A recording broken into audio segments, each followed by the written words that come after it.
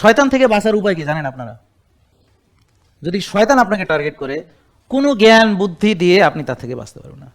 আল্লাহর কাছে আশ্রয় চাইতে হবে, মানে আপনি কোনোদিন ওর থেকে পারবেন না। আপনার সেই নলেজ নাই, আপনার সেই মেধা নাই। যদি ভাবেন আছে, তাহলে আপনি ধরা খাবেন।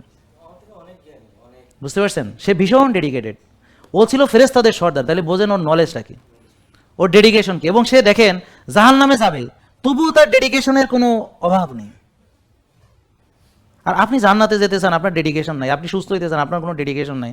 তা আপনি কি শিখলেন? শয়তানের থেকে কিছু শেখেন?